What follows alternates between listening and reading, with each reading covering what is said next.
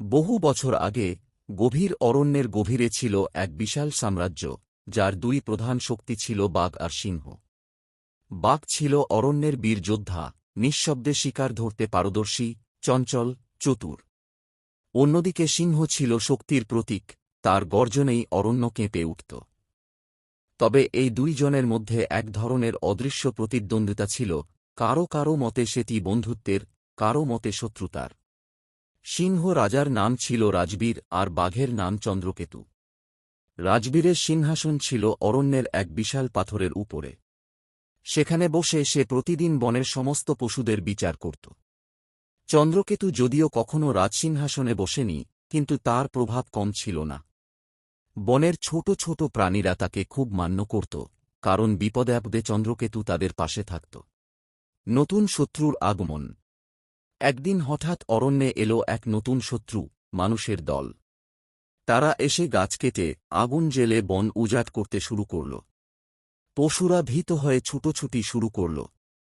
সিংহ রাজবীর তাদের শান্ত হতে বলল, কিন্তু সে নিজেও চিন্তিত হয়ে পড়েছিল। অন্যদিকে চন্দ্রকেতু গর্জন করে বলল, রাজা, আমাদের একসঙ্গে লড়তে হবে, না হলে এই মানুষদের থামানো যাবে না।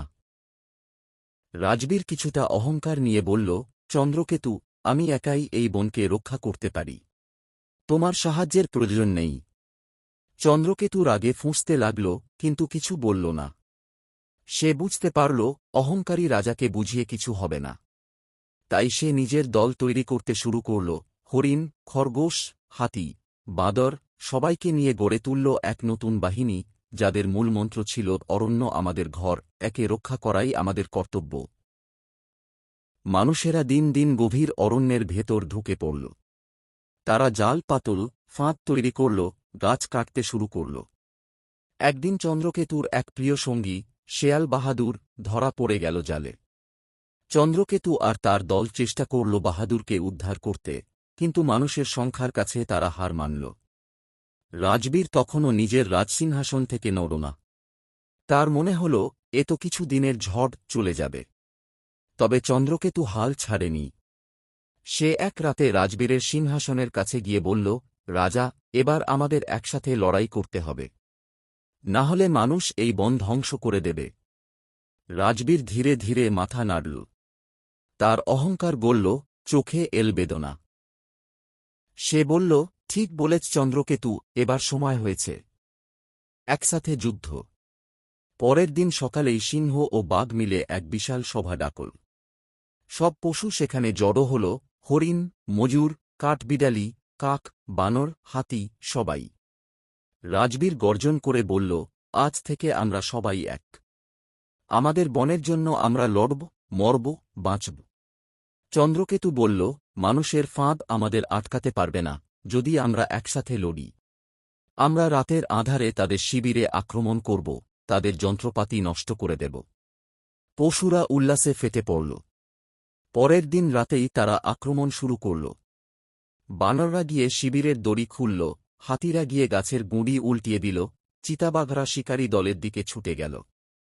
চন্দ্রকেতু আর রাজবীর একসাথে গর্জন করে মানুষের শিবির তছনছ করে দিল। মানুষেরা এমন প্রতিরোধ আশা করেনি। তারা ভয় পেয়ে বনের বাইরে পালিয়ে গেল।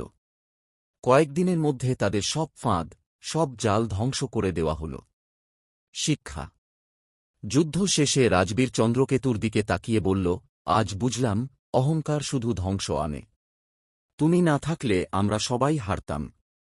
এখন থেকে আমরা একসাথে চলব। চন্দ্রকেতু হেসে বলল, রাজা, শক্তি আর বুদ্ধি মিললে কোনো শত্রুই জিততে পারে না। আমাদের বনের এই গল্প সবসময় মনে রাখতে হবে।